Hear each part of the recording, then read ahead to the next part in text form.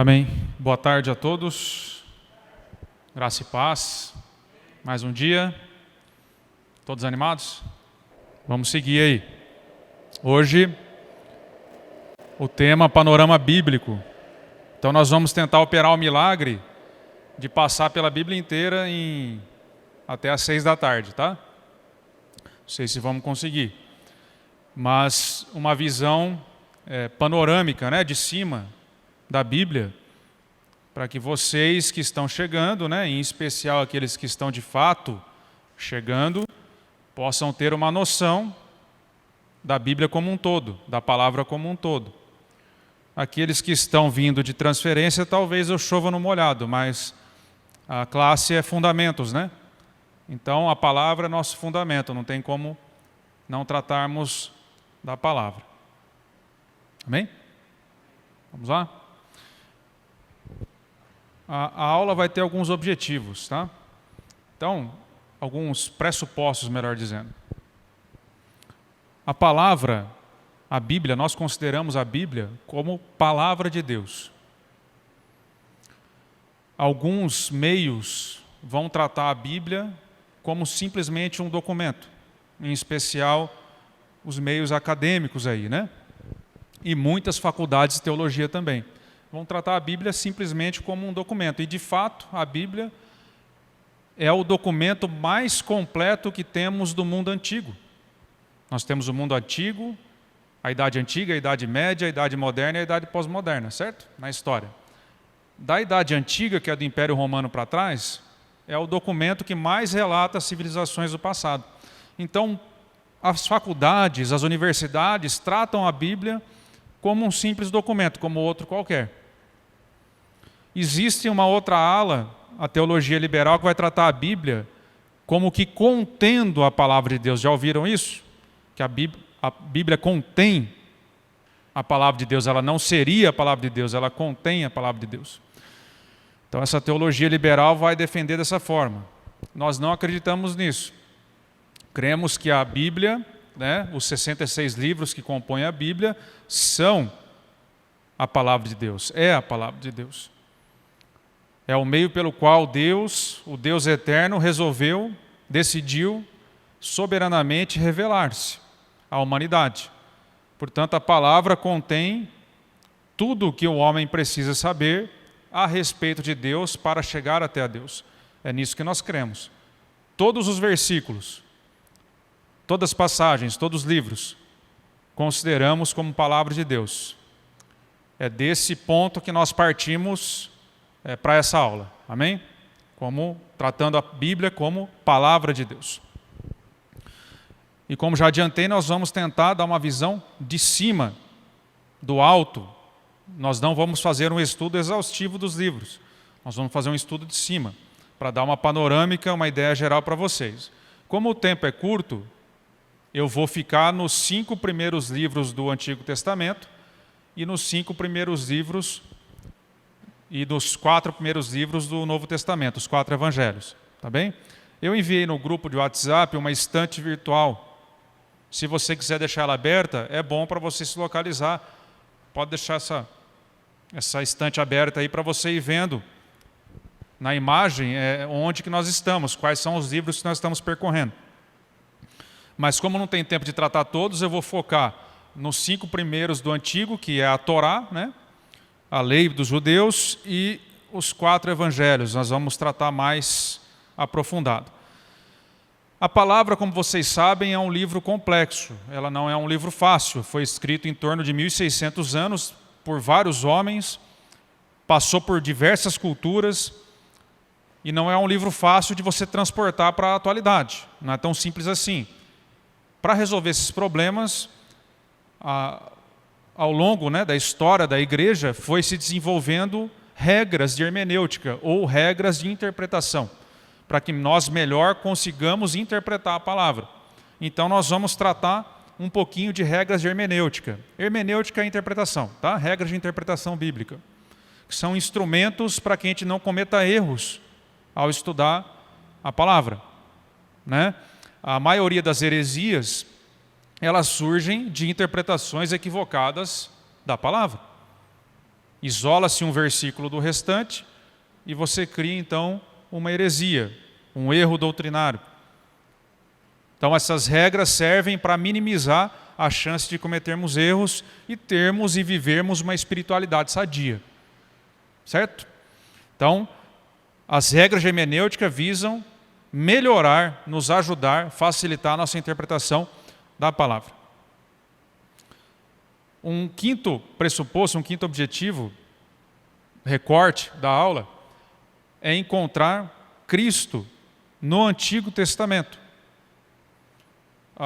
O método que eu escolhi para dar a aula, para passar pela Bíblia, é encontrar Cristo em todos os livros da Bíblia.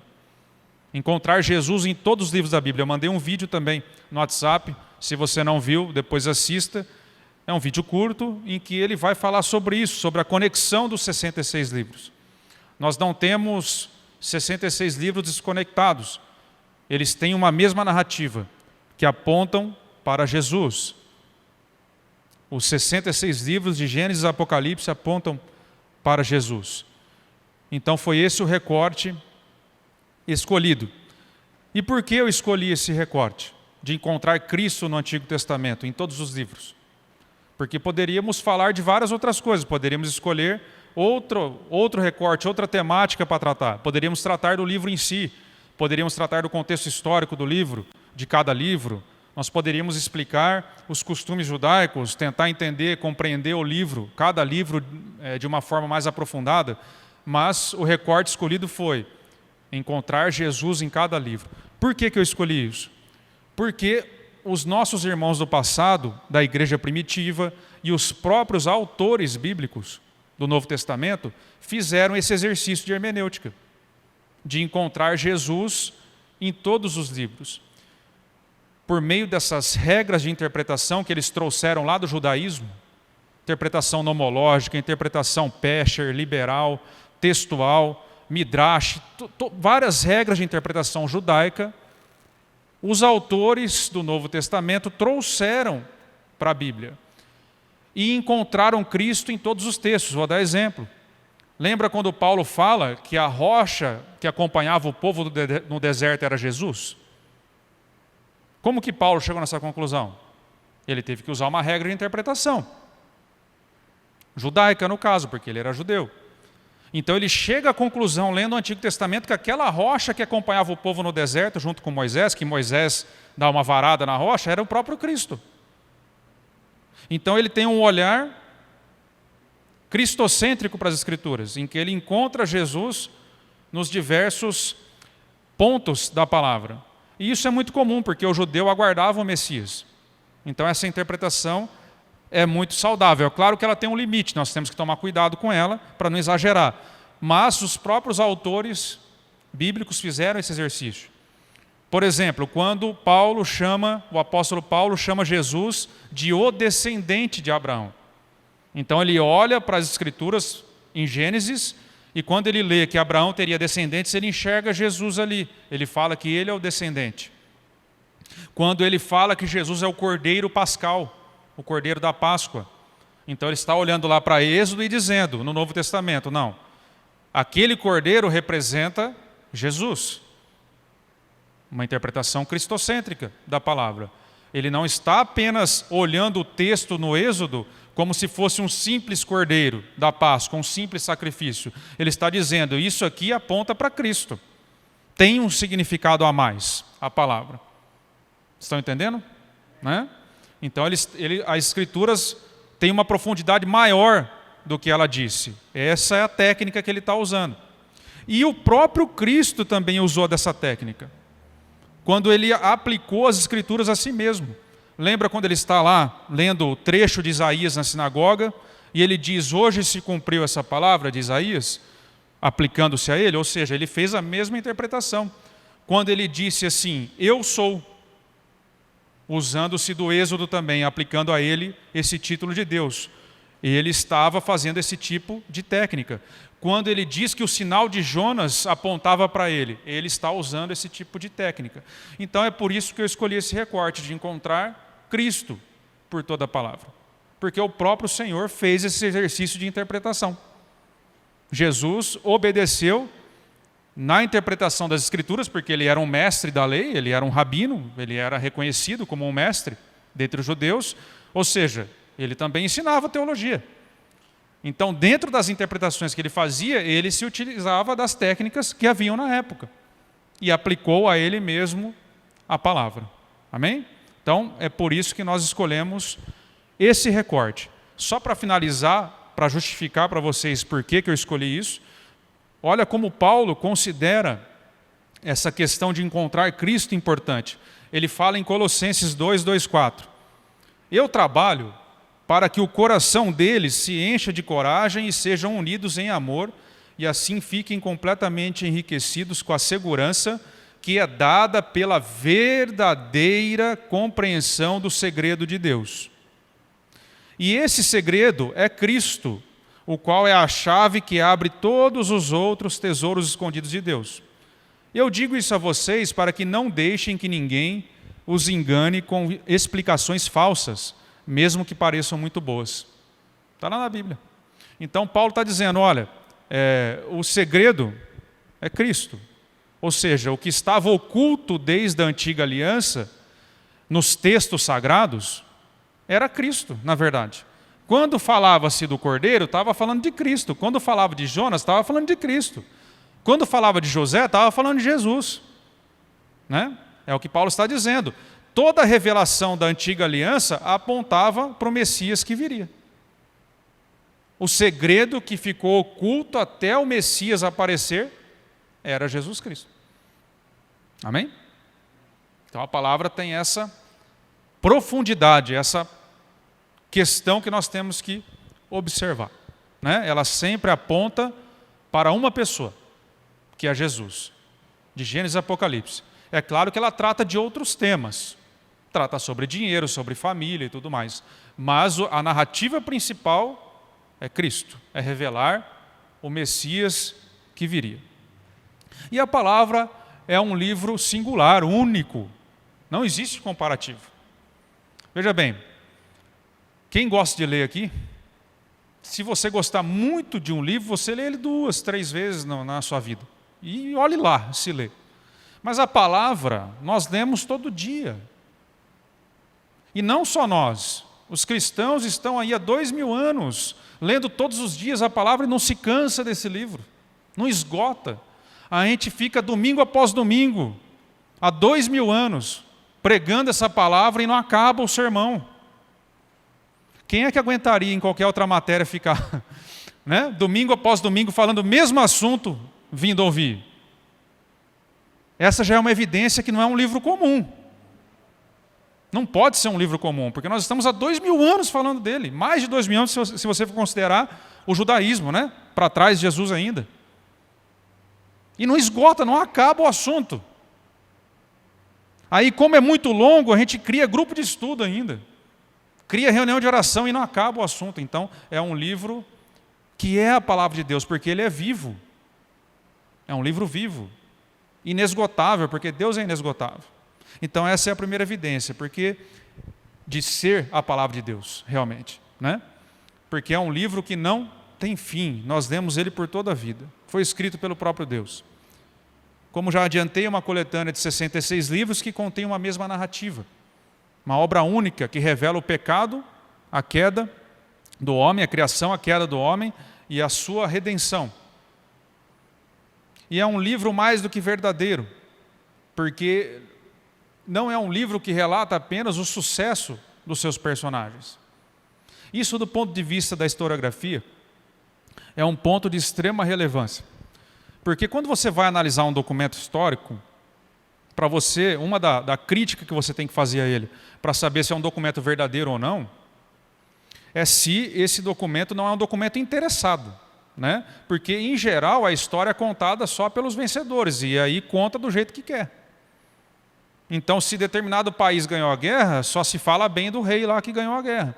Mas a palavra não fala bem de Davi, não fala bem de Salomão apenas. Ou não só fala bem, né? Conta também o lado ruim dessas pessoas. E aí a pergunta que não quer calar e que faz a Bíblia, mais uma vez, um livro único na história. Porque ele revela os fracassos dos seus reis, qual rei iria querer se expor dessa forma, colocar os seus fracassos? Nenhum coloca. Nenhum outro documento histórico tem produzido, né, pela própria nação,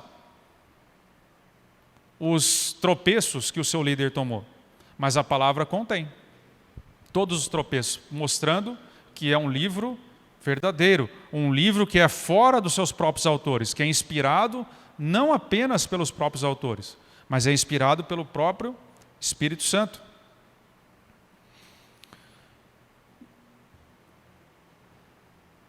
E esse livro ele foi sendo construído ao longo da história da igreja e do judaísmo, aos poucos, e preservado para nós. Portanto, é a palavra de Deus. Não contém a palavra de Deus. É a própria palavra de Deus. Entrando aí nas regras de interpretação, a primeira delas, para você conseguir melhor interpretar a palavra, é que você deve ler a palavra, os textos, no sentido mais literal possível. Então, primeira regra. Sempre que você lê a palavra, tente aplicar o sentido mais literal possível. Então, por exemplo, quando você lê em Apocalipse que no juízo o sangue chegará até o freio do cavalo, é óbvio que isso é uma figura de linguagem. Não tem como você interpretar literalmente isso, que na terra, caminhando, né, depois do juízo de Deus, realmente o sangue, né, do juízo final vai chegar até o freio dos cavalos nessa altura, né? Isso é uma figura de linguagem. Mas quando a palavra diz que Jesus voltará uma segunda vez, é possível interpretar literalmente. Não tem por que interpretarmos figuradamente. Então, sempre que for possível fazer uma interpretação literal, devemos fazer. Ainda que seja difícil para nós compreendermos a passagem. Uma segunda regra. Regra do contexto. Se você lê um versículo na sua Bíblia e você não compreendeu, o que você deve fazer? Imediatamente. Leia os versos e os capítulos anteriores. Continua não entendendo? Leia os versos e os capítulos posteriores. Porque isso vai te dar contexto. Nenhum versículo deve ser retirado do seu contexto. O contexto em que o autor está escrevendo é importante para você dar uma interpretação correta da Escritura. Uma terceira regrinha, para você não errar na interpretação. Procure compreender qual é o objetivo do livro. Por exemplo, Gálatas, o livro de Gálatas, carta de Paulo aos Gálatas, visava combater falsos mestres, os mestres judaizantes. Então, Paulo está a todo momento confrontando a lei com a graça, os judeus com os gentios, a liberdade cristã com a lei. O objetivo dele era esse.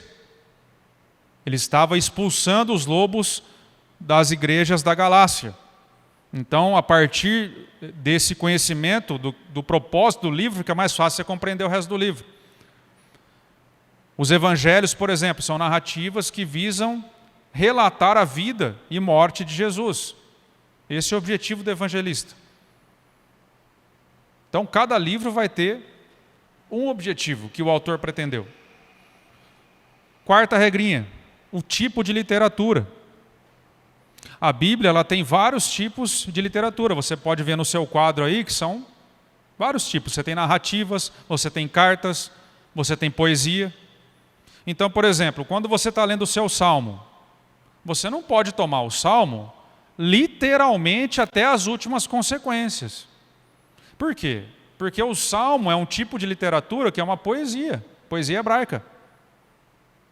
Sendo uma poesia, o poeta tem o que nós chamamos de licença poética, ou seja, ele vai falar verdades num sentido figurado, porque ele quer expressar o que está no coração dele, como se fosse numa música, né, moderna. Então, o músico ele vai lá e compõe uma música para dizer sobre o amor que ele tem por alguém ou por algo, e ele vai usar de um monte de figura, que é uma linguagem figurada para expressar o amor dele. Os salmos é a mesma coisa, o mesmo princípio. Você não pode tomar o salmo até a última consequência. né? 10.000 cairão ao meu lado, 1.000 cairão, né, do outro, eu não serei atingido. O que o salmista está querendo dizer com essa hipérbole, né, com essa figura de linguagem forte? Não é que literalmente 10.000 vai cair. É que você é protegido debaixo das asas do Altíssimo. É isso que ele está querendo dizer. Essa é a ideia. Então você precisa compreender a ideia do poeta. Não tomar aquilo como algo literal, né? Agarrar naquele versículo e ficar. Não, você precisa compreender a ideia. O tipo de literatura ajuda você a compreender melhor o que a Bíblia quer dizer. Uma quinta regra. Você precisa entender a Bíblia como um todo, não em versos isolados. Os 66 livros têm um único objetivo: revelar o Salvador. Revelar que nós caímos e o caminho de volta para o Salvador, revelar Jesus. Ou seja, ela deve ser interpretada nesse contexto. Ela não deve ter versículos nem livros desconectados, porque a narrativa é uma só. Toda vez que você isola um tema, você se complica. E a sexta regrinha, a tipologia. A Bíblia é cheia de tipologias, né? Então você tem no Antigo Testamento, já adiantei até aqui, por exemplo, a figura do cordeiro, que é o tipo, que encontra o seu antítipo em Jesus, o seu correspondente em Jesus. O cordeiro do Antigo Testamento prefigurava Jesus. Então você tem o tipo e tem o antítipo. Você tem o cordeiro lá no Antigo Testamento que anunciava que Jesus viria. Você tem o sinal de Jonas, que é o tipo, e tem Jesus no Novo Testamento se cumprindo o tipo anunciado anteriormente. Isso se chama tipologia, que é do grego tupos. Por isso se chama tipologia. Paulo fala que o cordeiro é um tupos de Cristo. É a própria Bíblia que ensina dessa forma. Tá bem? Amém? Então, 6 regrinhas básicas. Tem muitas outras, tá? Dá para aprofundar um ano só em hermenêutica aqui, tranquilamente. Mais 6 básicas para vocês terem aí. Introduzindo o Antigo Testamento, irmãos. O Antigo Testamento, ou a Antiga Aliança, é o fundamento do Novo Testamento. Sem Antigo Testamento não tem Novo Testamento. A Bíblia que Jesus leu, a Bíblia que os nossos irmãos do passado leram, que os autores do Novo Testamento leram, é o Antigo Testamento, né? Nós fazemos essa divisão de forma didática, né? Tudo é palavra. Então, a Antiga Aliança, ela vai apontar para a cruz no futuro. Os nossos irmãos do passado eram salvos pela fé no Messias que ainda haveria de vir, no Messias prometido. E o Novo Testamento, ou a Nova Aliança, ela vai apontar para o Messias que já veio, para a cruz. Os dois apontam para a cruz. O Novo Testamento aponta para o passado e o Antigo Testamento aponta para o futuro. Então, os nossos irmãos do passado eram salvos pela fé no Messias que viria, e nós somos salvos pela fé no Messias que já veio. Amém? Como que é organizado, então, o Antigo Testamento? Você tem aí os livros da lei, que são os 5 primeiros livros, os livros históricos, está aí na sua tela, os livros históricos, os livros poéticos e os livros proféticos, dos profetas.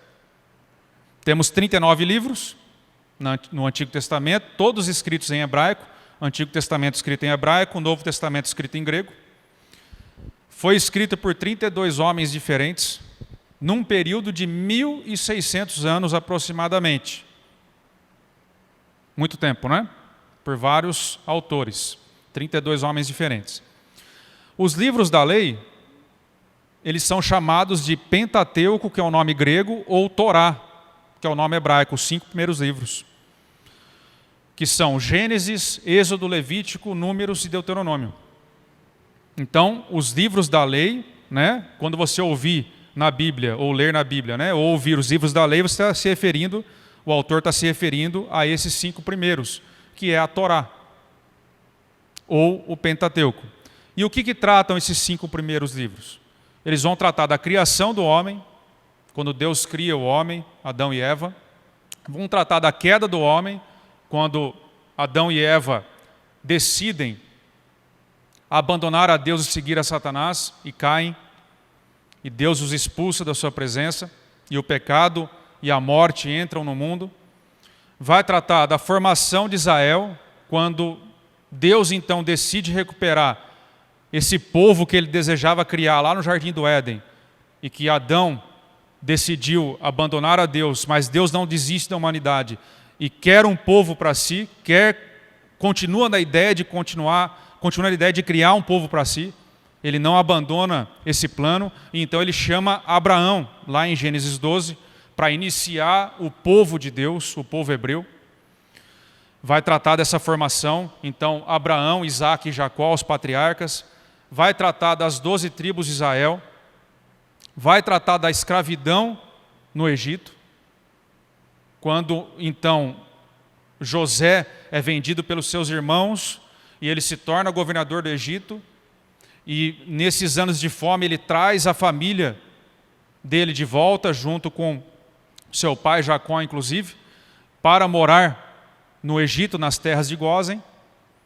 Vai terminar aí esse relato da escravidão. Vai tratar depois, quando José morre e o novo faraó se esquece do bem que José fez ao Egito e escraviza o povo por 430 anos, Deus então se lembra do povo e envia Moisés e redime esse povo por meio da primeira Páscoa judaica e depois a saída pelo Mar Vermelho. E vai contar essa história até a chegada de Canaã, passando pelo Monte Sinai, onde recebem as tábuas da lei, os 10 mandamentos, e até chegar às portas de Canaã. Quando então perdem a fé, tem aquele episódio famoso com Josué e Caleb, Deus dá um passeio de 40 anos com o povo no deserto, retornam de novo às portas de Canaã, e o relato do Pentateuco para aí em Deuteronômio. Porque depois, com a conquista da terra, já é Josué. Então, resumindo a história: criação, queda, formação de Israel, do reino de Israel, do povo de Israel, melhor dizendo, por meio de Abraão, dos patriarcas, as 12 tribos, a escravidão no Egito, a saída do Egito, receberam as tábuas da lei no deserto, chegaram às portas de Canaã, perderam a fé, andaram 40 anos no deserto, retornaram a Canaã agora. É disso que trata os 5 primeiros livros. Visão panorâmica, de cima. Essa é a história. Depois disso temos os livros históricos, que vai falar da conquista da terra por Josué, no livro de Josué. Vai falar da formação do reino, do estabelecimento das tribos, em cada uma no seu território, nos livros de Juízes. Ainda não havia rei em Israel, então cada tribo ocupou um território. Vai falar da formação do reino unido de Israel, que é o reino do norte, e o reino do sul, que é Judá. Vai falar também sobre a divisão desse reino nas mãos de Salomão. Vai falar sobre o cativeiro assírio, que é o reino do norte, que foi levado, e o cativeiro babilônico, que é o reino de Judá, que cai depois. E também do retorno de um remanescente para Jerusalém, nos livros de Esdras, Neemias e Ester. Então, o que fala os livros históricos? O relato da conquista da terra, da queda dos reinos, da formação dos reinos, da queda desse reino do norte e do sul, e depois do cativeiro e o retorno a Jerusalém e a terra de Israel. Amém? Quais são os livros? Josué, Juízes, Ruth, 1ª e 2ª Samuel, 1ª e 2ª Crônicas, 1ª e 2ª Reis, Ester, Esdras e Neemias. Esses são os livros históricos. Livros poéticos. O que eles vão fazer? Vão focar no correto relacionamento com Deus. Eles vão tratar de como você deve se relacionar com Deus. Essa poesia hebraica, que é revelada aqui nesses livros, vão exaltar a Deus, vão estabelecer como você deve amar a Deus, como você deve se dirigir a Deus, como deve ser o seu coração diante de Deus. É isso que vai tratar. Quais livros são esses? Em forma de poesia. Livro de Jó é uma poesia. livro de Salmos, livro de Provérbios, Eclesiastes e Cantares. Então são livros para ler como se fossem poesias, porque são poesias, com a reserva de uma poesia. É palavra de Deus por meio de uma poesia. E temos, por fim, os livros proféticos. Do que trata os livros dos profetas? Sempre vai ter uma mensagem bifurcada. Então, enquanto o povo está se desviando, em geral para a idolatria nessa época, Deus envia sempre um profeta para dizer: arrependa-se dos seus maus caminhos, Israel, porque o juízo vai vir. Arrependa-se, mude de vida, adore apenas o Senhor seu Deus, não adore outros deuses. Vocês estão me desobedecendo, arrependam-se. Essa é a mensagem que Deus envia como alerta. Vocês irão para o cativeiro da Síria. Eu vou enviar os babilônios contra vocês. Arrependam-se antes que seja tarde. A primeira mensagem dos profetas é essa, em geral, acusando o pecado do povo e alertando sobre o possível juízo de Deus.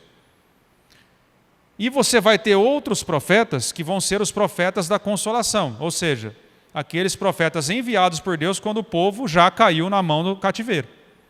Então, quando o povo já está arrebentado, a Síria já invadiu, ou a Babilônia já invadiu, no caso o Reino do Sul, Deus envia então profetas para dizer: olha, ainda há esperança, não desanime, tenham fé, continuem crendo em mim, porque isso foi necessário, vocês vão sair melhor desse cativeiro do que antes.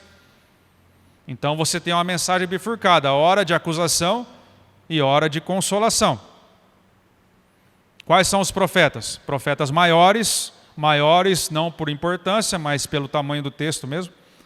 Profetas maiores que são Isaías, Jeremias, Lamentações de Jeremias, Ezequiel e Daniel.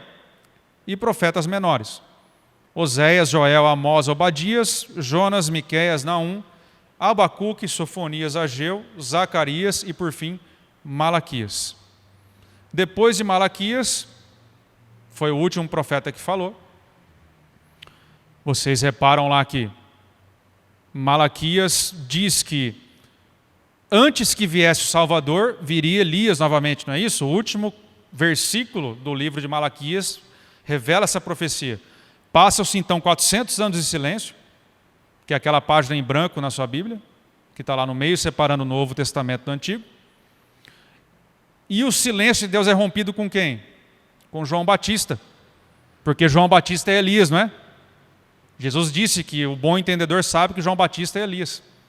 Porque João Batista veio no Espírito, ou seja, no mesmo espírito profético, no mesmo espírito de profecia, de anunciar a chegada do Salvador, que veio Elias. Então o silêncio é rompido lá no deserto, anunciando a chegada do Salvador, como disse Isaías, com João Batista, que é o último profeta nos moldes do Antigo Testamento. E Mateus começa o seu relato lá nos Evangelhos já falando de João Batista, não é assim?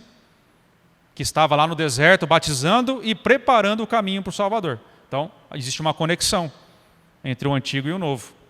Por isso que a Igreja Protestante não aceita os livros que estão lá, os intertestamentários, os apócrifos, né? Quais são os livros apócrifos? Judite, Tobias, 1ª e 2ª Macabeus, esses livros que estão no meio da Bíblia, mas que os judeus já não consideravam como inspirados.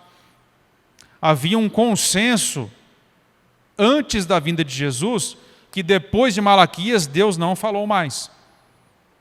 Os judeus não receberam mais nenhuma profecia como a palavra de Deus. Então, na verdade, não é a Igreja Protestante que não aceita esses livros adicionais. É o próprio judaísmo que recusou, que descartou esses livros como inspirados. Eles são livros importantes do ponto de vista histórico.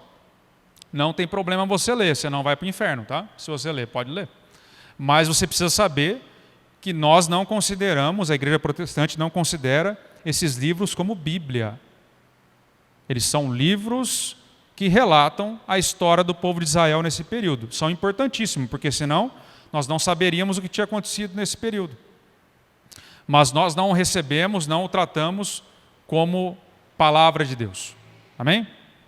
Então, de Malaquias existe uma conexão profunda com os evangelhos quando surge João Batista. Entrando aí então nos 5 primeiros livros, depois dessa panorâmica mais geral, vamos entrar então um pouquinho mais fundo só nos 5 primeiros e depois partimos para o novo, tá bom? Vamos lá. Gênesis. O que quer dizer Gênesis? O título.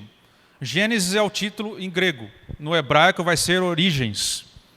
A gênese de algo até hoje é usada para dizer das origens, né? Então esse livro quer dizer origens, o começo de tudo. A autoria do livro, muito provavelmente, foi Moisés quem o escreveu. Não há muita dúvida a respeito disso. O cenário desse livro, onde ele acontece? No atual Egito até o atual Irã, na Mesopotâmia. Ele passa ali, onde surge o primeiro homem e a primeira mulher, que Deus cria. E os temas centrais desse livro são basicamente a criação do homem, queda, o juízo sobre a maldade, o primeiro juízo, né, que é o dilúvio lá com Noé. A dispersão das nações, então, depois de Noé, terminando na Torre de Babel, o episódio da Torre de Babel, em que Deus dispersa o mundo inteiro e as línguas são criadas. A aliança com Abraão em Gênesis 12, 13, em que Deus chama esse caldeu para iniciar o povo hebreu, retomando, né, o plano que Deus tinha desde o princípio com Adão, que era formar um povo para si. Deus não desiste, como já adiantamos, desse plano, e ele chama Abraão. Vai falar dos patriarcas, que é Abraão, Isaac e Jacó. A formação das 12 tribos, que são os 12 filhos de Jacó. Vai falar de José do Egito, quando José se torna governador do Egito depois de ser vendido pelos seus irmãos. E vai parar por aí, nesse relato. Gênesis termina com o relato de José do Egito. Nesse período da história, é importante que vocês compreendam o seguinte: a palavra, o que vocês têm na mão, esses 66 livros, ele não foi feito do dia para a noite. Deus não chegou um dia e fez assim, e entregou uma Bíblia impressa para o povo lá atrás. Lembra-se que demorou 1.600 anos para o Antigo Testamento ser escrito? Ou seja, ninguém no Antigo Testamento, muito provavelmente, aliás, poucas pessoas, só no final desse período, né, perto de Jesus, é que tiveram a revelação completa. Nessa época da história, Deus revelou-se como ao povo de Deus, a Abraão? Como o Deus Criador. Quando você lê as conversas que Abraão tem lá no Antigo Testamento, que são muitos relatos de Abraão conversando diretamente com Deus, você precisa lembrar que Abraão não tinha todo o conhecimento que nós temos hoje da palavra. Todos os detalhes da palavra. Muito provavelmente Abraão tinha um conhecimento geral das Escrituras, porque Jesus disse que Abraão viu o seu próprio dia, o dia do Senhor, e se alegrou com isso, e creu nisso. Então Abraão tinha uma noção do Evangelho, mas ele não sabia exatamente todos os detalhes. Boa parte disso estava oculta, não havia sido revelado ainda. Então Deus nessa época se revela como o Deus Criador, o Deus que chama à existência as coisas que não existem. É assim que o povo conhecia Deus. Eles não sabiam mais nada sobre Deus, a não ser que Deus realmente criava todas as coisas, ele tinha poder para isso. E onde é que está Cristo em Gênesis, respeitando lá o nosso recorte? Onde nós achamos?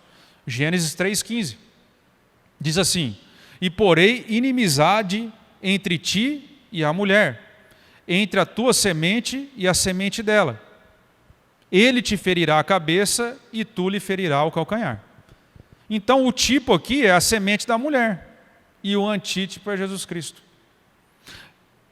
Olha o que Moisés disse, que Deus teria dito a Satanás, né? Porque esse versículo está no contexto em que o homem cai e Deus dá um recado a Satanás, dizendo: eu vou pôr inimizade entre você e a mulher.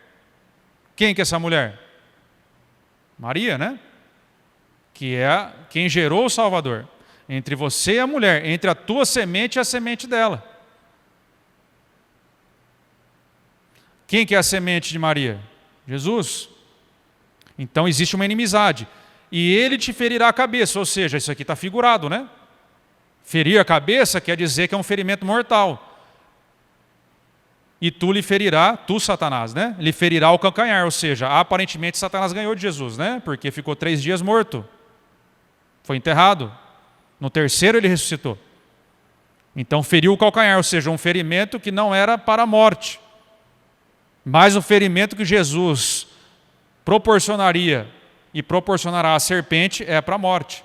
Ele vencerá. Amém? Essa é a história desde Gênesis. Você vê que em Gênesis já está falando do final de todas as coisas. Ó, no final, a semente da mulher, ou seja, o Messias, virá e resgatará esse povo. E vencerá no final das contas. Adão caiu, mas o segundo Adão vencerá. Desde o começo já está predito dessa forma. Cristo está aí, em Gênesis, amém? Qual é a aplicação prática de Gênesis? Deus soprou o sopro de vida em Adão, fazendo dele um ser que vivia. O sopro do Espírito Santo nos deu origem à nossa vida espiritual, como está lá no Novo Testamento, no Evangelho de João.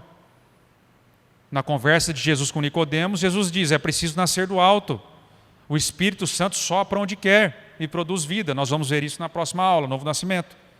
Então esse é o paralelo. Existe um sopro que Deus dá e cria você como ser humano, cria a humanidade, e existe um outro sopro que te recria como filho de Deus. Essa é a aplicação de Gênesis. Amém? Dúvidas? Pode seguir? Êxodo, livro da saída. Mais uma vez, Êxodo, nome grego.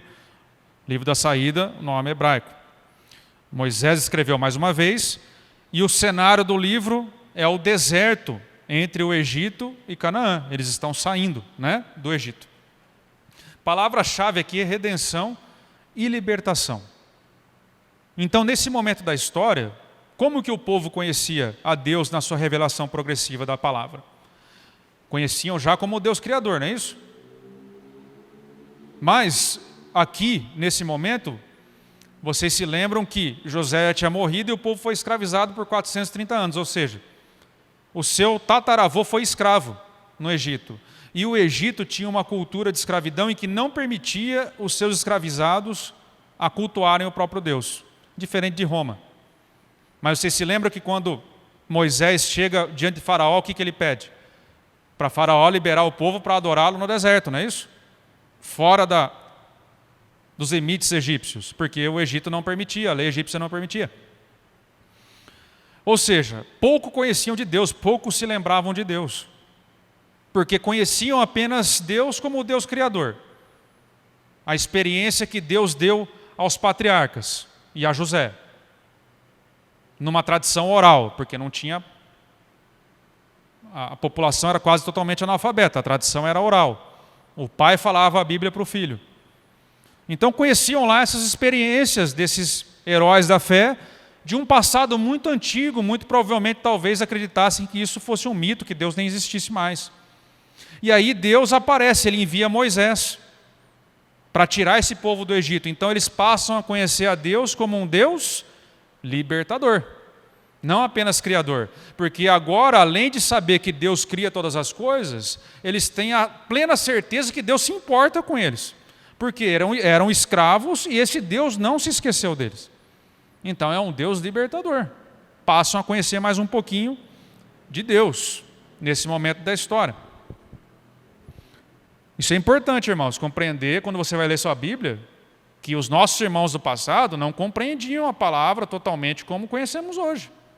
Né? Precisa ter essa boa vontade em relação aos nossos irmãos lá. Porque senão você fica assim, mas como que esse cara fez isso? Claro, ele não tinha toda a revelação. Eles conheciam até onde Deus revelou naquele momento. Né? E quais são os temas centrais de Êxodo? Os descendentes de Jacó, né, se estabelecem no Egito. José, então, traz a sua família para morar no Egito, porque ele se tornou governador do Egito. depois de ser vendido pelos irmãos. José morre, se tornam escravos por 430 anos, e Deus envia Moisés. Com Moisés vem as 10 pragas, para libertar o povo do Egito. As 10 pragas, Deus está enfrentando as divindades egípcias, né? Alguns estudos sugerem isso, que na verdade Deus está enfrentando o inimigo no campo dele. Para cada deus egípcio, Deus está enviando uma praga. Alguns estudiosos dizem isso. Termina lá esse relato quase que na redenção, na Páscoa, né? Então Deus, na última noite, envia o anjo da morte como última praga e celebra a primeira Páscoa, em que os judeus saem vitoriosos e com despojos do Egito. Atravessam então o Mar Vermelho de uma forma milagrosa e o livro termina ali no Monte Sinai, onde vão receber os 10 mandamentos e o tabernáculo. Esses são os temas centrais de Êxodo. É isso que relata o livro do Êxodo. Olhando de cima, mais uma vez. Onde está Cristo em Êxodo, Murilo? Onde está? Está lá em 1 Coríntios, Paulo interpretando as Escrituras de forma cristocêntrica. Diz assim: livrem-se do fermento velho, para que sejam uma massa nova, sem fermento, como realmente vocês já são. Pois Cristo, nosso Cordeiro Pascal, foi sacrificado. Então Paulo está usando os elementos da Páscoa, o fermento, porque na Páscoa judaica você tinha que tirar o fermento de casa, porque seguida da Páscoa vinha a festa do pão sem fermento, como um símbolo da pureza que você deveria ter diante de Deus. E ele diz: livre-se do fermento velho, para que vocês sejam uma massa nova sem fermento, como realmente vocês já são, porque nós já fomos purificados pela palavra, lavados pelo sangue do Cordeiro. E aí ele conclui: pois Cristo, nosso Cordeiro da Páscoa, nosso Cordeiro Pascual, já foi sacrificado por nós, já fomos lavados no seu sangue. Então ele está pegando elementos da Páscoa e aplicando a nossa redenção hoje. O Cordeiro, mais uma vez, é o tipo, e Jesus é o antítipo. O fermento velho é a vida de pecado. A vida sem fermento é a vida de Cristo, a vida pura de Cristo. E é a nossa vida pura também de santificação que Deus nos faz viver depois da nossa conversão. Então Cristo está aí, em Êxodo, na figura do Cordeiro da Páscoa, em especial. Quando o Cordeiro é sacrificado, o que Moisés manda fazer? Passar o sangue do Cordeiro na verga das portas, porque o sangue do Cordeiro livraria da morte os filhos de Israel, o povo de Deus. O que nos livra da morte eterna hoje? O sangue do Cordeiro. Nos livra desse juízo de Deus sobre a humanidade, que é a morte eterna. Aquele em que Deus, naquele grande dia olhar e ver o sangue do Cordeiro sobre a vida dele, será poupado. Assim como os filhos de Israel foram poupados no Egito Antigo, na Páscoa. Qual que é a aplicação prática de Êxodo? O Egito é um mundo, é uma figura do mundo. Faraó é uma figura de Satanás, Moisés é uma figura de Jesus Cristo libertador. O deserto em que esse povo é libertado da escravidão do Egito para ser colocado no deserto é uma figura da própria vida, com as suas dificuldades. E a Canaã, que é o destino pelo qual Deus tirou o povo do Egito para levá-los até a Canaã, é uma figura da Nova Jerusalém, para onde estamos indo também, no final da nossa vida, o céu. Então Deus nos liberta da escravidão, do pecado, do nosso Egito, nos coloca num deserto de santificação, em liberdade, com um destino certo, a Canaã celestial. Essa é a figura de Êxodo, a aplicação prática. Amém? Levítico. O que quer dizer Levítico? Aquilo que pertence aos levitas. O sacerdócio levítico. A autoria Moisés, mais uma vez. O cenário desse livro inteiro cobre apenas um mês da história e está lá aos pés do Monte Sinai. E a palavra-chave aqui é santificação. Então, nesse momento da história, depois que o povo ficou escravo no Egito, foi libertado daquela forma milagrosa, atravessaram o Mar Vermelho, viram as 10 pragas e atravessaram o Mar Vermelho, saíram com riquezas do Egito, mesmo não tendo um exército. E agora eles estão no deserto, um povo que foi escravo, que não sabe fazer nada da vida a não ser escravo, em que seu avô foi escravo, e estão lá no deserto, sem nada, nos pés do Monte Sinai. E aí Deus se revela mais uma vez. Então o povo conhecia Deus como um Deus criador, como um Deus libertador, e agora passa a conhecer a Deus como um Deus santificador, porque agora Deus dá a lei. Ou seja, agora Deus está dizendo, para viver comigo tem critério, não é de qualquer jeito. Não é adorando o bezerro de ouro. O episódio do bezerro de ouro acontece aí, em que Moisés desce do monte e o povo já está perdido. Por que estava perdido? Porque estava acostumado a fazer isso. Eles viveram 430 anos numa idolatria sem fim, aprendendo isso dos egípcios. E agora precisavam entender que havia um só Deus em Israel. E que esse Deus exigia fidelidade. Era só para adorar a Ele e ninguém mais. Então esse é o tema central de Levítico, em que ele institui o sacerdócio, ou seja, aqueles que iriam cuidar da vida espiritual do povo, iriam ensinar a santidade a esse povo. Ele institui então o sacrifício de uma forma, numa questão formal na vida de Israel. Para cada pecado cometido, um inocente teria que morrer. Por quê? Porque Deus estava ensinando um povo que não sabia ler, de uma forma muito prática, de que a sua vida moral tem importância para Deus. Então, se você cometer um pecado, isso custa dinheiro, você tem que trazer um animal para ser sacrificado, e o sangue desse inocente é o que vai te perdoar. Apontando, mais uma vez, para quem? Para Jesus. Todo o sacrifício do Antigo Testamento apontava para Jesus. Vai vir um que vai cobrir a sua vida de pecado. Então, nesse momento, o povo começa a ganhar uma identidade, começa a entender que eles são propriedade exclusiva de Deus. De todos os povos da terra, eles são os eleitos, eles são os escolhidos, para levar o conhecimento de Deus ao resto do mundo. É isso que Deus começa a formar em Levítico. Levítico é um livro incrível. Ele pode parecer cansativo quando você lê, porque é uma série de leis, mas o que Deus está fazendo? Ele está santificando o povo, ele está ensinando esse povo que veio do Egito, que não conhecia nada a respeito de Deus, nada dos costumes que Deus queria, porque viviam no costume egípcio, para ensiná-los. E aonde é que está Jesus no livro de Levítico? Está nas 7 festas que Deus institui nesse livro. 7 festas oficiais. Você tem a festa da Páscoa, que Deus institui como obrigatória. Essa festa representa a morte substitutiva de Jesus, porque o Cordeiro morre no nosso lugar. Acabava a festa da Páscoa, porque a noite judaica, o dia judaico começa às 6 horas da tarde, então de quinta para sexta, né? A Páscoa. À noite é comemorada essa Páscoa. Acabou a Páscoa, depois da refeição da Páscoa, em seguida já inicia a festa dos pães sem fermento, em que o judeu tem que tirar o fermento dentro de casa, como símbolo da pureza da vida. Em seguida, 3 dias depois, no domingo, vai terminar a festa na festa das primícias. Então, os pães sem fermento representam a pureza de Cristo, vida pura de Cristo, sem pecado.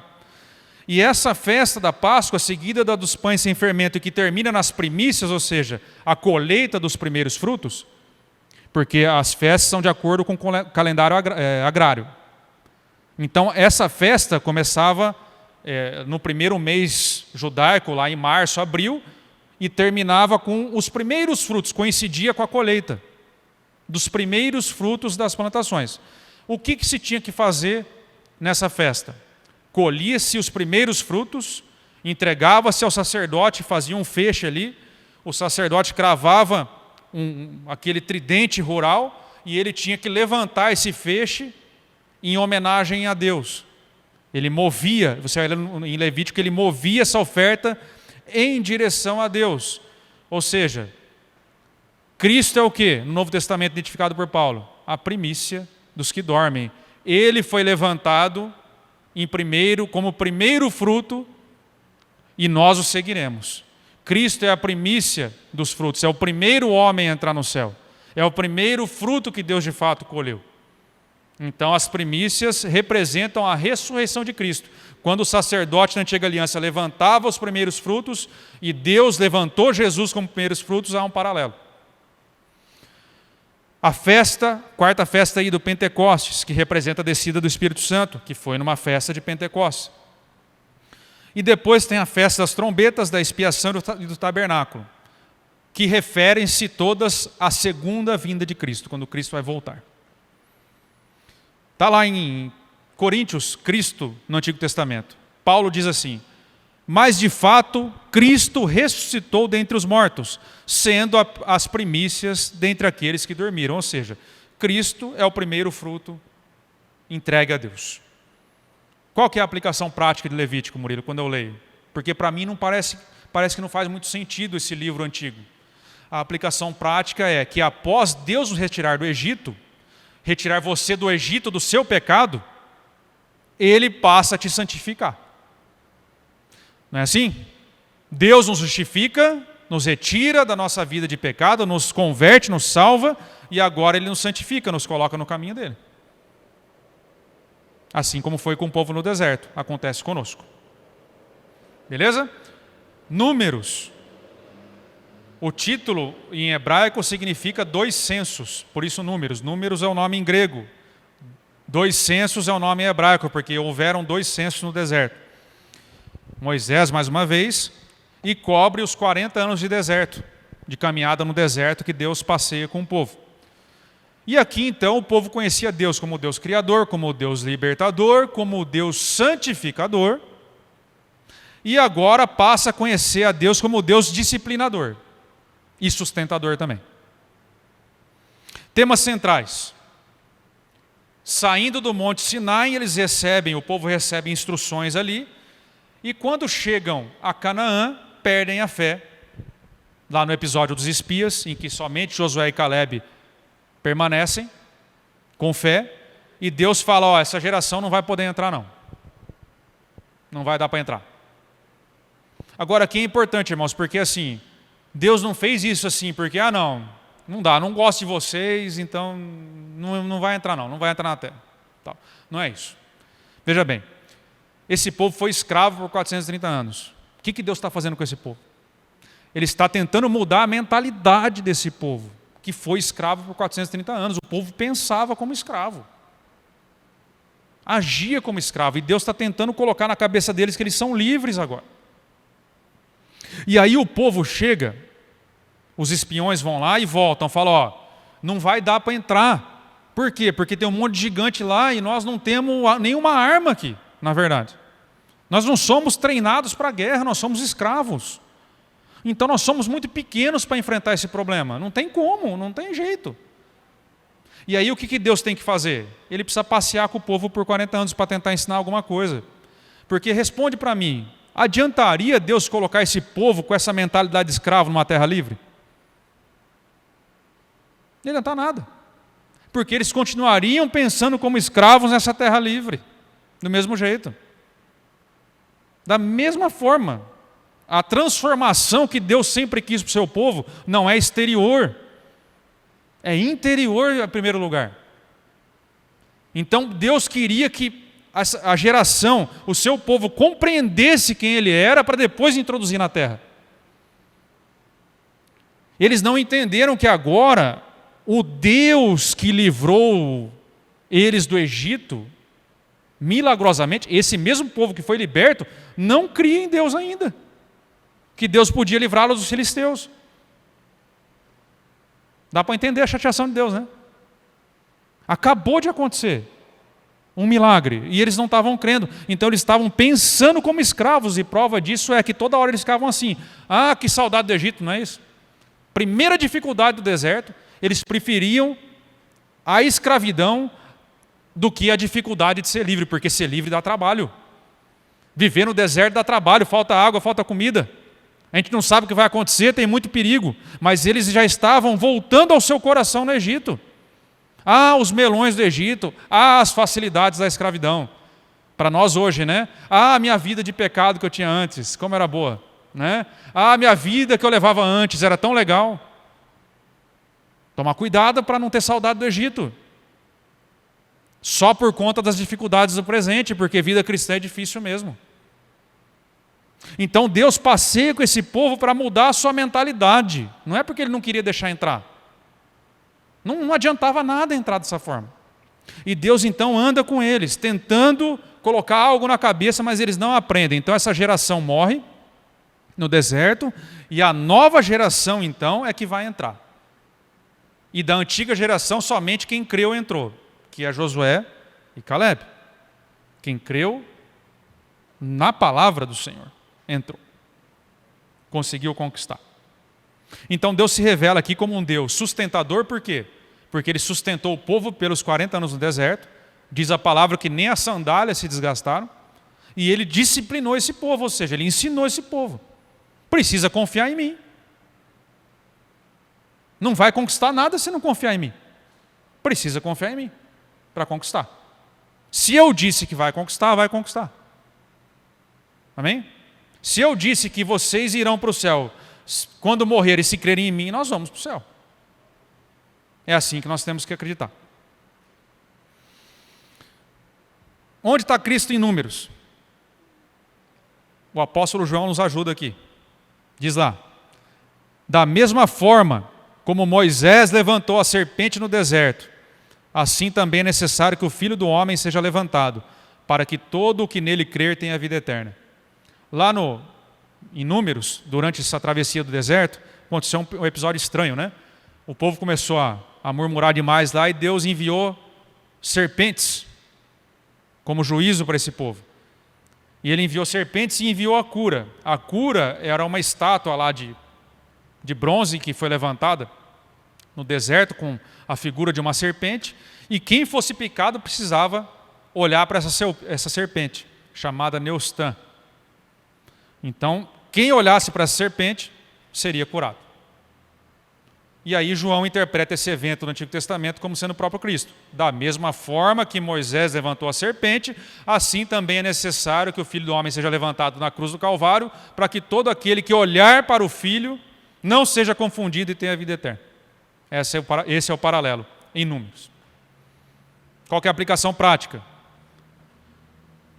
Há necessidade, irmãos, de perseverarmos na fé após nossa libertação, após nossa conversão, sob pena de sermos disciplinados.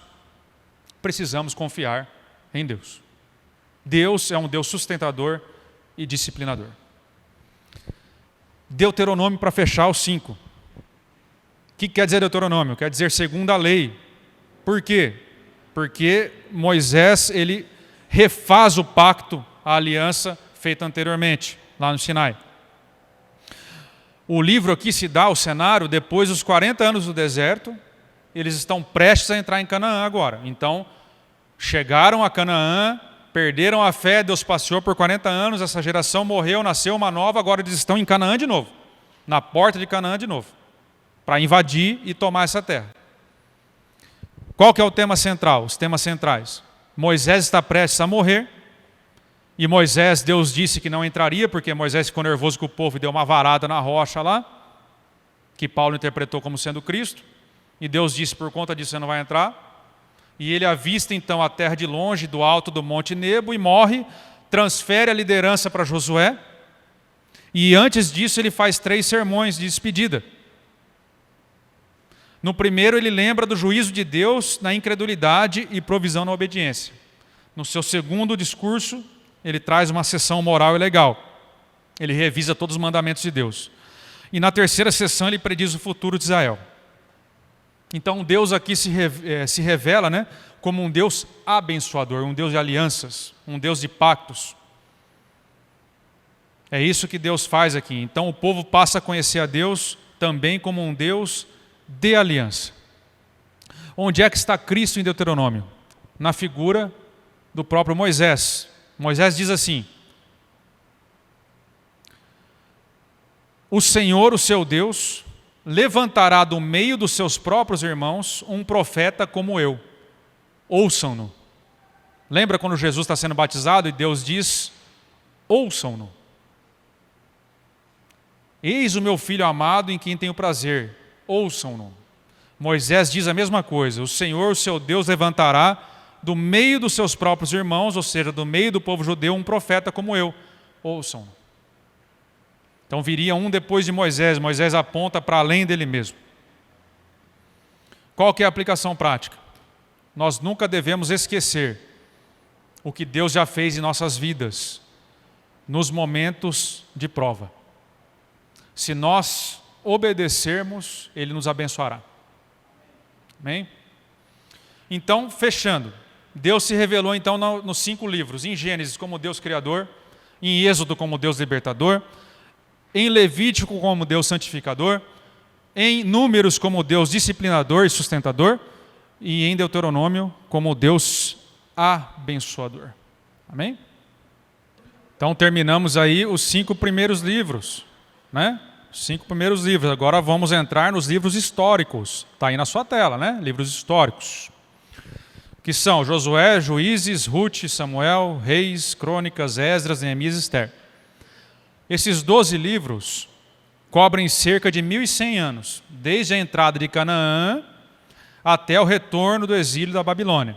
Porque o reino do sul cai depois. O reino do norte cai primeiro para a Síria, depois o sul nas mãos dos babilônios, e até o retorno do exílio da Babilônia.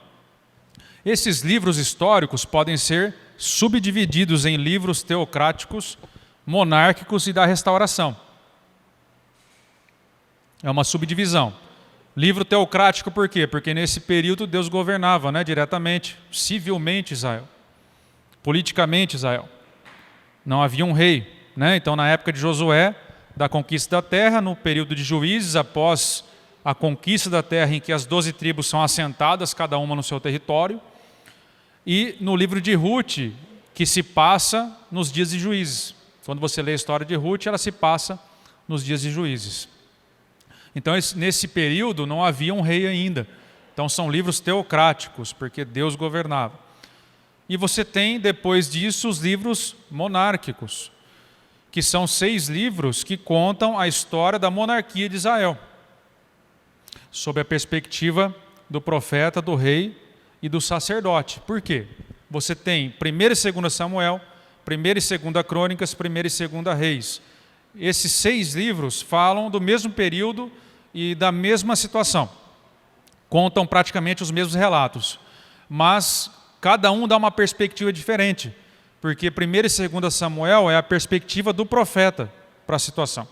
Então ele coloca os pontos em que o profeta está preocupado. Os livros de Crônicas é o livro do sacerdote, então ele conta a história de Israel, da monarquia de Israel, do ponto de vista do sacerdote. Então ele vai explicar mais o porquê que Israel caiu moralmente, porque o sacerdote está preocupado com a vida moral do povo. Vai explicar a raiz da queda espiritual de Israel. Por exemplo, vai contar de uma perspectiva do templo, né?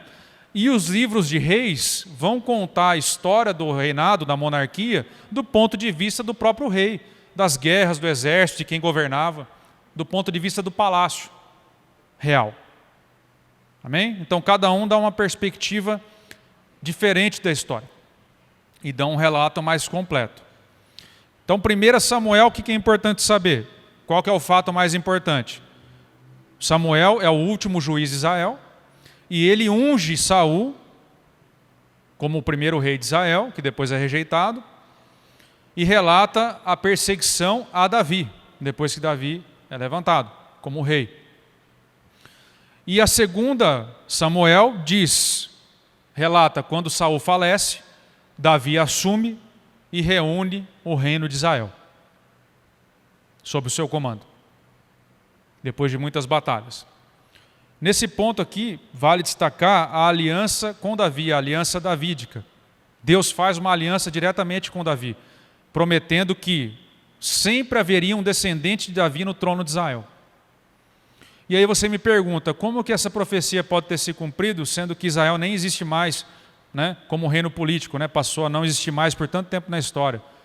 Depois dos cativeiros babilônicos e assírios, Israel nunca mais retomou o cenário internacional como nação autônoma, completamente autônoma, né? Apenas lá no período de Macabeus, que teve uma certa autonomia durante o Império Romano, mas nunca chegou nunca mais a ser um reino realmente, né? Com autonomia política e econômica, Como que pode se cumprir então? Cadê o descendente?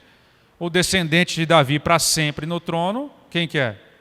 Jesus. Jesus é o rei eterno. Ele é da tribo de Judá, da mesma tribo que Davi. E ele é o descendente de Davi que estará reinando para sempre em Israel. Essa promessa se cumpre em Jesus. 1 Reis, o que é importante saber? Salomão conduziu o reino ao ápice. Então Salomão foi um grande administrador, um grande negociador, um grande político. Pessoas do mundo inteiro vinham aprender com Salomão. A rainha de Sabá veio aprender com Salomão, olhar o reino de Salomão e ficou impressionada com o reino, com a organização, com a prosperidade, né? Os estábulos de Salomão era uma coisa de louco, todos feitos de mármore.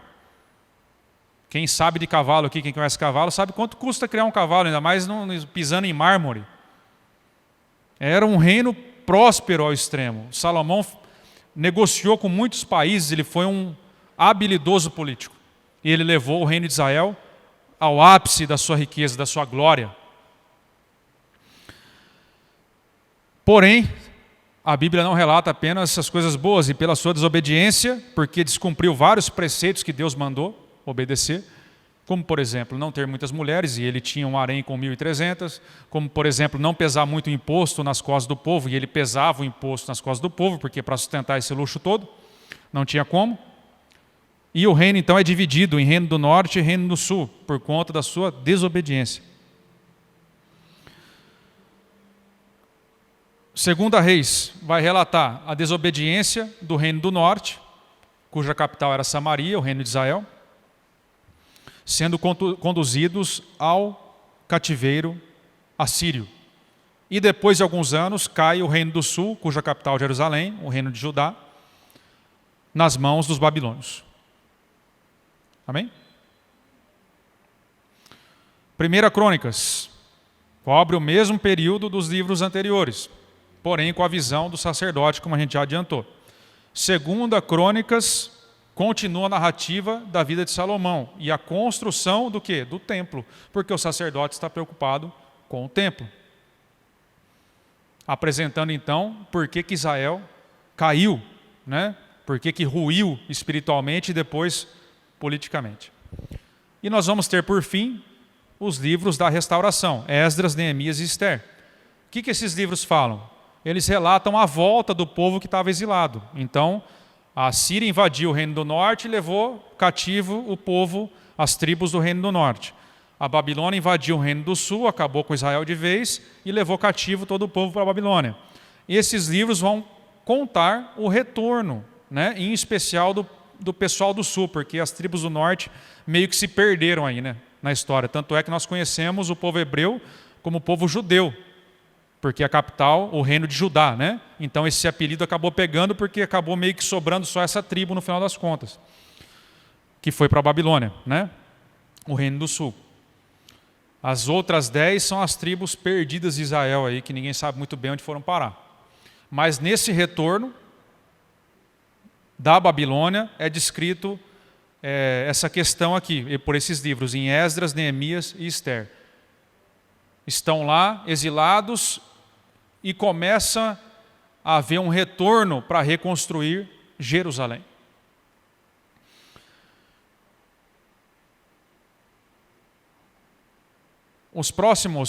A próxima categoria, então, nós finalizamos os livros históricos, com Esdras, Neemias e Ester, e entramos nos livros poéticos,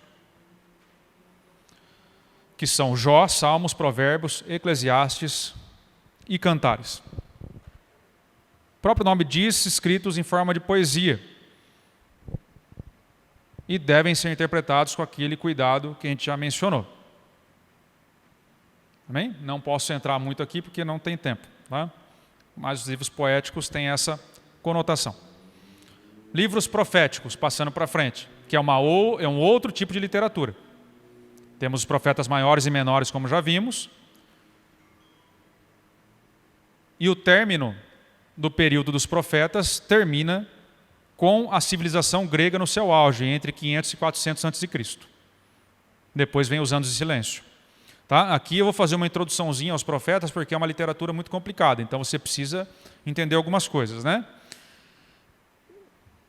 O silêncio, né, que é posterior a Malaquias, ele é muito significativo, como a gente já adiantou.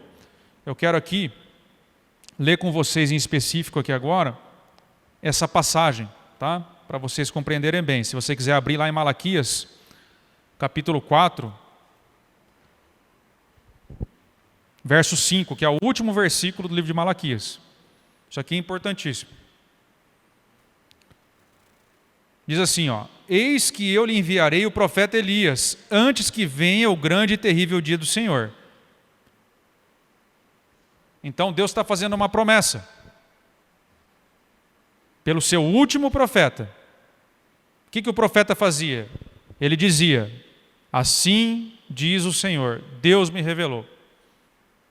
Ele tinha essa autorização de Deus para fazer isso.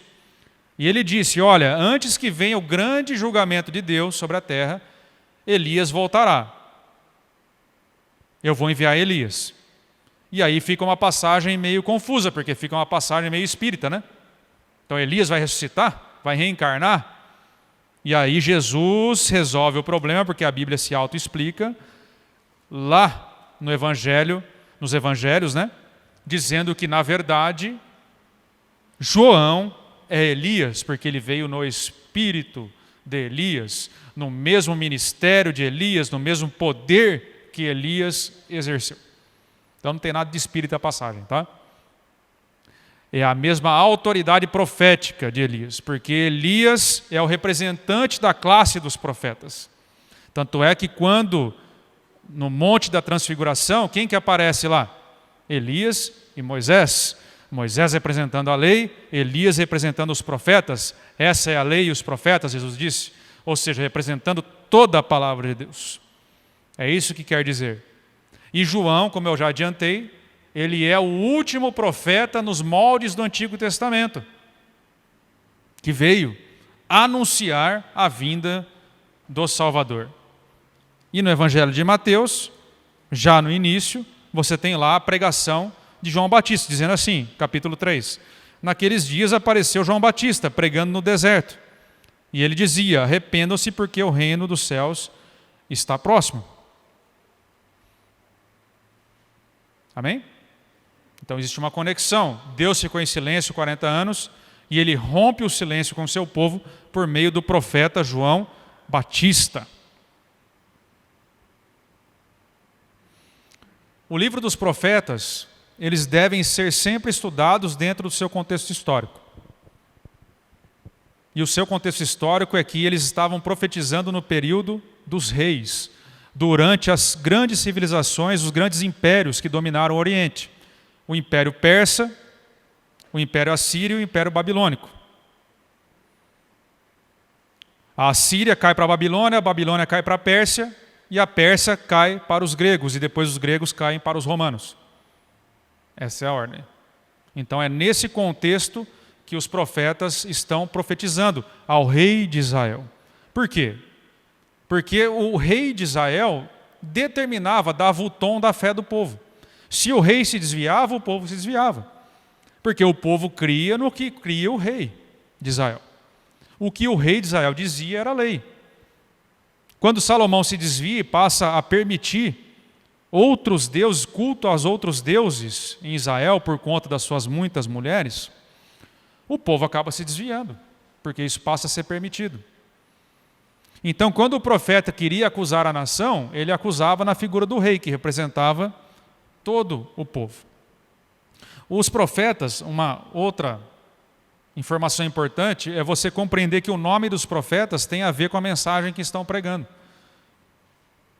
O nome deles tem um significado especial nesse sentido. Por exemplo, Malaquias significa o meu mensageiro. E ele fala dessa questão que viria o mensageiro de Deus na figura de João Batista. Amém? Também não dá para entrar muito aqui, gostaria, mas não vai dar tempo. Vou ter que pular. Não poderemos falar dos profetas. Então eu vou ficar só no que é central. E os profetas vemos em outras oportunidades, tá? 1 a 1. Vamos retomar rapidinho para a gente introduzir o Novo Testamento? Ficar no que é importante? O que aconteceu em Gênesis quando começa? Deus cria todas as coisas, cria o homem, coloca ele no paraíso com um plano de ter relacionamento com esse homem eternamente. Deus coloca Adão e Eva ali para viver eternamente com ele, para que a humanidade pudesse estar eternamente com ele, mas o homem decide não viver com Deus. O homem opta pela serpente, pela antiga serpente. Ele se aliança com a antiga serpente. E então, Deus expulsa esse homem da sua presença, porque Deus não queria pessoas robôs na sua presença. Então, Deus coloca o teste do jardim, em que o primeiro Adão não passou, mas o segundo Adão passou no teste do jardim, do Getsêmani. Mas o primeiro Adão cai, e com ele cai toda a humanidade. O pecado de Adão e a morte nos alcança, porque nós somos filhos de Adão, estamos ligados a ele. Então o homem cai, é expulso da presença de Deus, ele morre no seu espírito.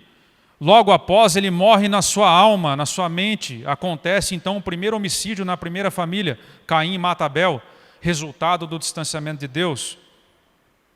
Depois de passados alguns anos, depois da morte espiritual, da morte psíquica, o homem morre fisicamente. Adão morre então, fisicamente.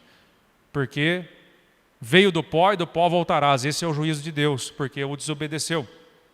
Deus não criou para morrer, mas essa é a consequência da escolha de Adão. A partir de então, Deus, da mesma forma, quer ainda ter um povo para si. Ele deseja. E ele faz uma promessa a Satanás. Olha, Satanás, em Gênesis 3,15. Da semente da mulher, ou seja, eu vou levantar um salvador para o meu povo ainda. Ele vai pisar a sua cabeça, porque você enganou a humanidade. O filho da mulher, a semente da mulher, irá pisar a sua cabeça. Você vai ferir o calcanhar dele, mas ele vai pisar a sua cabeça. E aí Satanás não é bobo, nem nada. Satanás é inteligente. Então ele pensa o seguinte, bom, já que Deus não mente e vai vir o Salvador que vai pisar minha cabeça pelo filho da mulher, eu preciso destruir essa humanidade. E ele então promove o primeiro homicídio, que está lá com Caim e Abel.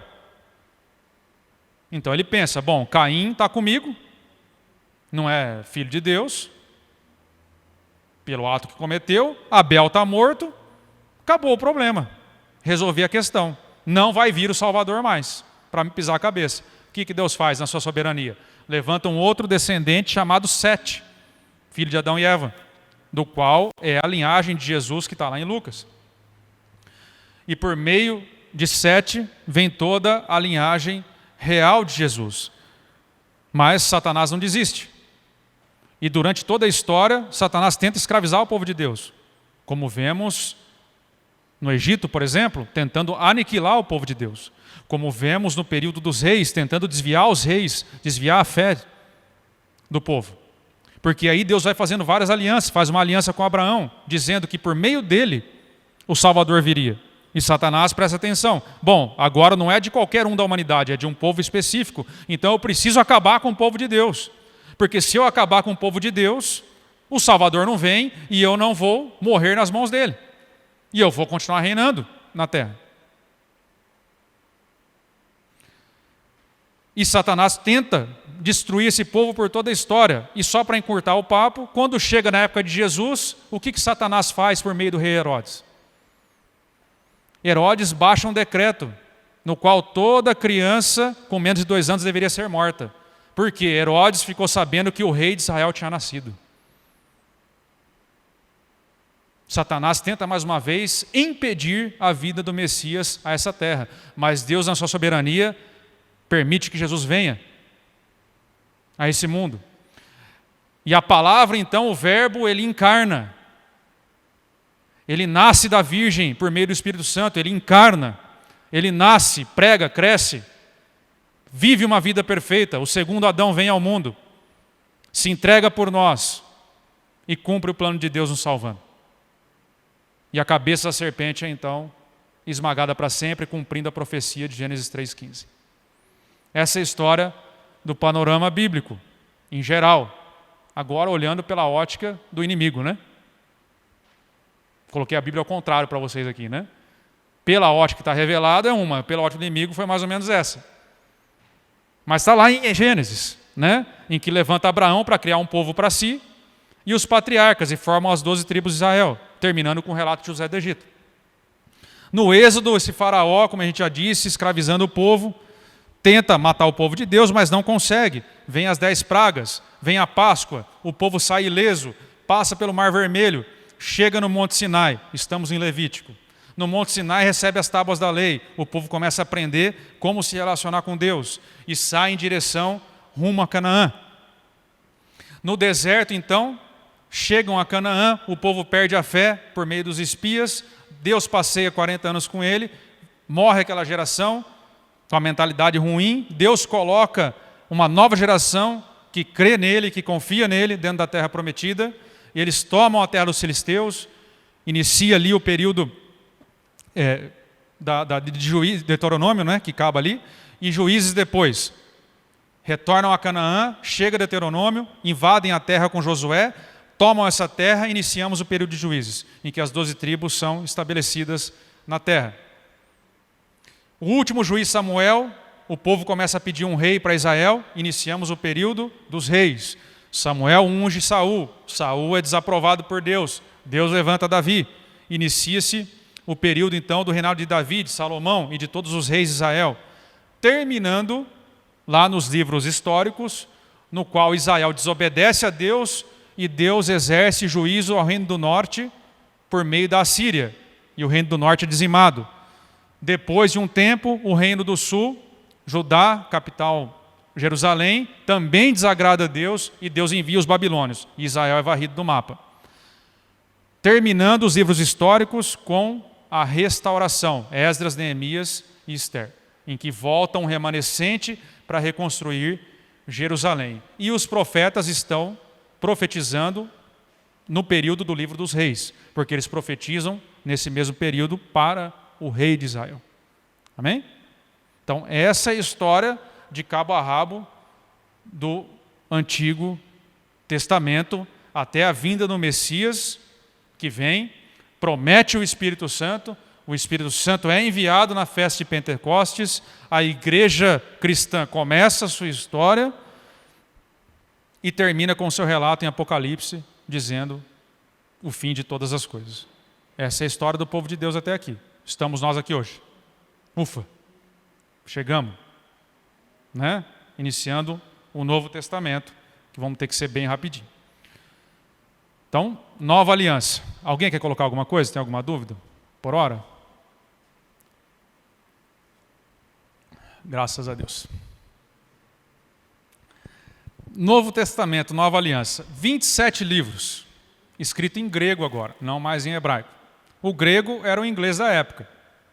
Todo mundo falava grego nessa época em que foi escrito. O mundo inteiro conhecido falava grego. Por conta do desbravador, né? Alexandre o Grande, que instituiu o grego por todo o território que ele conquistou.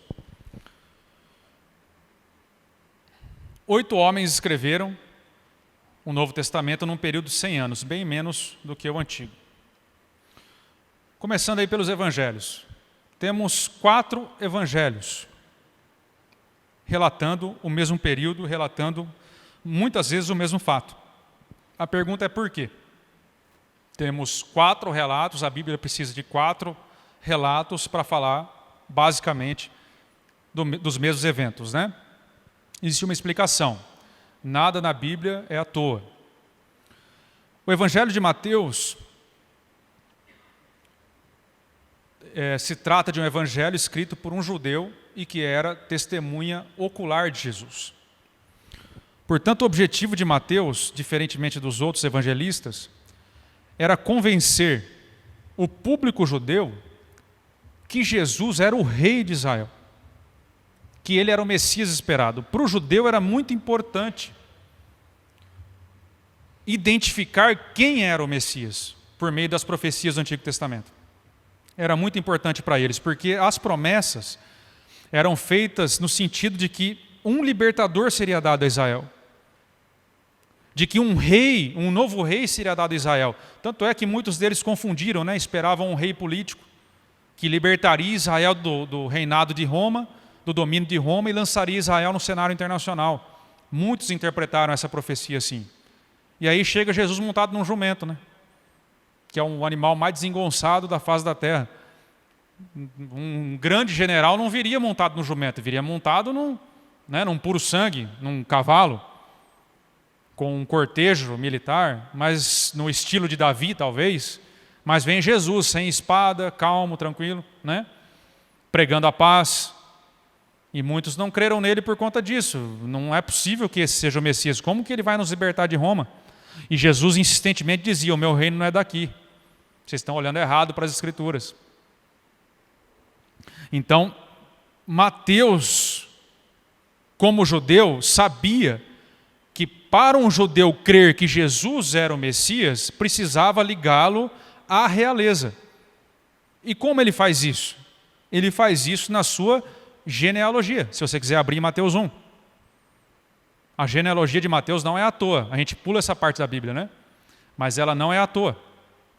Perceba aí que diz o seguinte: livro da genealogia de Jesus, Cristo, filho de Davi e filho de Abraão. É óbvio que Jesus não é filho biológico de Davi nem de Abraão, muito menos de Abraão. Eles tinham morrido fazia muito tempo antes de Jesus. Mas perceba que Mateus já começa dizendo: Jesus é filho de Davi, ou seja, descendente de Davi. Por quê? Lembra da aliança com Davi? Todo judeu sabia que Deus fez uma aliança com Davi e que o Salvador viria da tribo de Judá. Então ele precisava ser da tribo de Judá.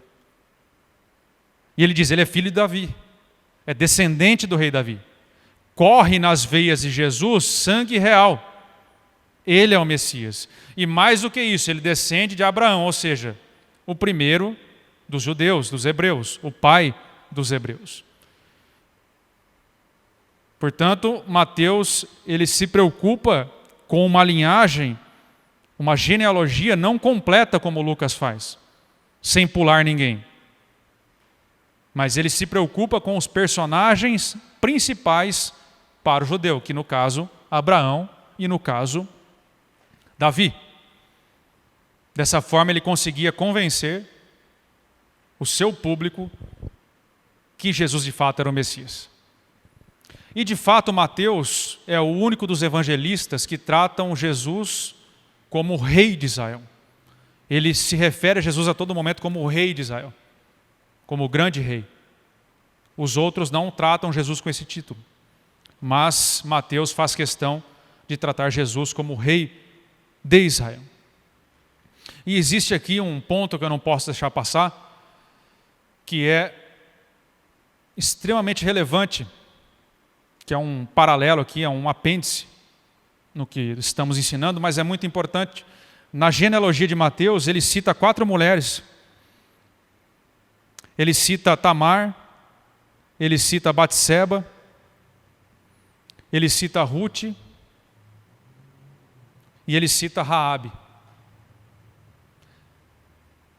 Não era comum citar mulheres nem crianças na genealogia. Aliás, elas deveriam ser excluídas, as mulheres e as crianças. Portanto, o que Mateus fez foi um ato cirúrgico. Ele não fez aleatoriamente isso aqui, ele fez de propósito. Essas 4 mulheres têm em comum que não são do povo hebreu, elas são de povos inimigos de Deus, que Israel considerava como inimigos, e as 4 têm uma vida de moral duvidosa até então. Batseba com seu adultério, Tamar lá com a sua gravidez questionável, e as outras da mesma forma, não tem lá uma boa fama. Raabe é uma prostituta, e elas estão na genealogia de Jesus, do rei, hein? Por que será que Mateus fez questão de colocar? Por 2 motivos, basicamente. Mateus queria demonstrar que o rei de Israel tem nas suas veias correndo sangue gentil, em primeiro lugar. Ou seja, o Messias não é exclusivo para os judeus. Ele não é um puro sangue, nem mesmo o rei de Israel é um puro sangue. Ele tem sangue gentil correndo nas suas veias.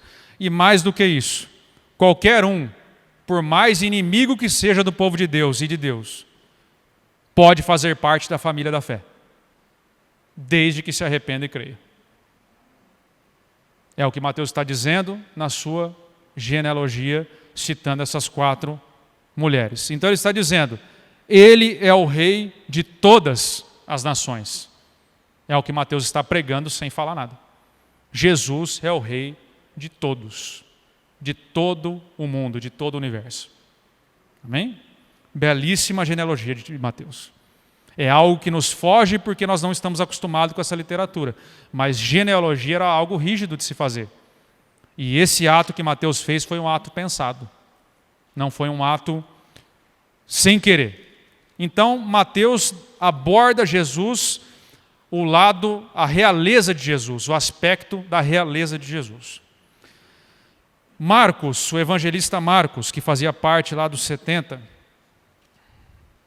ele já tem uma outra abordagem a respeito de Jesus. Se vocês forem perceber, no Evangelho de Marcos, ele começa assim, princípio do Evangelho de Jesus Cristo, Filho de Deus, como está escrito. E aí ele cita uma passagem lá em Isaías. Ele não cita nenhuma genealogia de Jesus. Por quê? Porque Marcos trata Jesus como o servo, o aspecto de servo de Jesus. É Marcos que relata Jesus, por exemplo, lavando os pés dos discípulos. É Marcos que identifica Jesus com a profecia do servo sofredor de Isaías. Então Marcos ele olha para Jesus e percebe esse aspecto do servo sofredor. E um servo não tem genealogia. Apenas os nobres têm uma genealogia contada, como é o rei. Mateus traçou a genealogia real de Jesus, ligando a Davi, ao grande rei Davi e todos os outros reis, porque um rei precisa provar a sua linhagem real, senão ele não pode sentar no trono. Se um rei não demonstrar que ele tem sangue real na veia, ele não pode ocupar o trono. E Mateus se preocupa com esse aspecto, porque para o judeu era importante compreender e que se provasse para ele que Jesus de fato era o rei, do ponto de vista biológico também.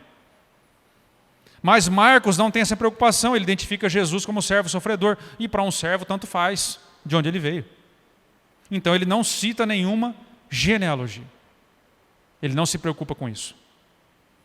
Quando nós chegamos no Evangelho de Lucas, mais à frente, Jesus passa a ser identificado como Filho do Homem. Ou seja, isso quer dizer, é um título que quer dizer que Jesus se identifica com a raça humana. Filho do homem, filho da humanidade, filho de um ser humano. E não é à toa que Lucas aborda o lado da humanidade de Jesus, da compaixão que Jesus tem pela humanidade. Tanto é que Lucas é o que mais relata os episódios que Jesus trata com os leprosos, por exemplo. A compaixão, a extrema compaixão que Jesus tem dos leprosos, que eram pessoas excluídas da vida social por conta da doença que tinham. E Jesus toca no leproso, cura o leproso, conversa com o leproso, coisa que ninguém fazia. Coisa que era contrário à lei, inclusive. E Lucas aborda esse aspecto, muito provavelmente porque Lucas era médico de formação. Então isso chamou muito a atenção de Lucas. Ele não tem medo. Ele tem compaixão dessas pessoas, ele toca nessas pessoas. E Lucas, ele é um evangelista que, na verdade, ele é discípulo dos apóstolos. Ele era muito ligado a Paulo, muito ligado a Marcos. E ele faz esse relato colhendo as informações dos apóstolos e identifica Jesus como Filho do Homem. E Lucas não era judeu. Lucas era um grego, era um gentil. Portanto, para Lucas, ele não tem a mesma preocupação que tinha Mateus, que era um judeu, de provar a realeza de Jesus. Ele não tem essa preocupação. Portanto, o que Lucas faz ao chamar Jesus de filho do homem? Quando ele traça a sua genealogia, ele leva um a um até Adão. Para provar o quê? Que Jesus também descende de seres humanos. Olha, para Lucas era importante dizer, Jesus é um de nós. Ele, com uma formação acadêmica de médico, sendo um grego, se identificando dessa forma com a humanidade, e não sendo judeu, o que ele quer demonstrar? Olha, Deus faz parte de nós, Ele é Emanuel, Ele está conosco. Ele é como se fosse um de nós, de carne e osso, Ele está com a gente. Porque é isso que importa para quem não era judeu, que Deus estava em nosso meio e entendia o nosso sofrimento. Para nós isso é o importante. Que Ele reina entre nós também, mas que Ele se compadece de nós. Então Lucas, lá no capítulo 3, verso 23, ele dá a genealogia de Jesus, e ele diz o seguinte, ele termina, né? Ele começa a genealogia por José, pai de Jesus, e termina lá, no início de tudo, ó. Filho de Matusalém, filho de Enoque, filho de Jared, filho de Malael, filho de Cainã, filho de Enos, filho de Sete, lembra que nós falamos do Sete? Filhos de Sete, filho de Adão, filho de Deus. Então Lucas, ao contrário de Mateus, leva a genealogia de Jesus até Adão, para dizer, ele é um ser humano também. Ele é Deus, mas ele também é um ser humano, é o filho do homem. Ele se compadece da humanidade. Então Lucas aborda Jesus, o evangelho dele, o lado humano da compaixão de Cristo. E por fim o evangelista João, que é o evangelho aí que se difere um pouquinho dos outros, ele também dá uma genealogia. Está lá no capítulo 1, que é a genealogia mais bonita de todas. João diz assim, no princípio era o Verbo, e o Verbo estava com Deus, e o Verbo era Deus. Ele estava no princípio com Deus, e todas as coisas foram feitas por Ele, e sem Ele nada do que foi feito se fez. A vida estava nele, e a vida era a luz dos homens. Então, quando João diz, no princípio era o Verbo estava com Deus, e o Verbo era Deus, ele está dando uma genealogia. Ele está dizendo o seguinte, Jesus é o Filho de Deus. Ele está dizendo e abordando a natureza divina de Jesus. Lucas abordou a natureza humana de Jesus, o aspecto humano de Jesus. João aborda o aspecto divino de Jesus. Ele diz, no princípio era o Verbo, a palavra que encarnou, Jesus. E a palavra estava com Deus e a palavra era Deus. Ou seja, desde Gênesis Jesus estava. Ele não foi criado por Deus, ele foi gerado de Deus. Ele é da mesma matéria que Deus. Ele é Deus na sua totalidade, ao lado do Deus Pai e ao lado do Deus Espírito Santo. Então João está dizendo, ele estava desde um princípio.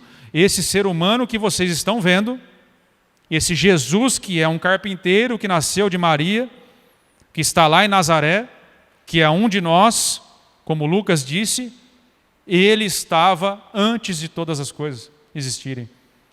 No princípio de tudo, que é a mesma linguagem aqui de Gênesis, no princípio, Deus criou. É a mesma palavra aqui. No princípio, a palavra encarnada estava com Deus e era Deus. Não apenas estava com Deus, era o próprio Deus. Portanto, os 4 evangelhos abordam aspectos diferentes da vida de Jesus, do ministério de Jesus. Mateus se preocupa com os judeus em provar que Jesus é o Messias. Liga Jesus a Davi, diretamente, na sua genealogia. Marcos se preocupa com o aspecto de servo, não dá genealogia nenhuma. Identifica Jesus como servo sofredor. Episódio, por exemplo, em que ele lava os pés dos discípulos, dos apóstolos. Lucas, um médico, dá o aspecto da compaixão de Cristo, o Filho do homem. E João dá o aspecto da divindade de Jesus. Jesus é 100% homem e 100% Deus. Totalmente homem totalmente Deus.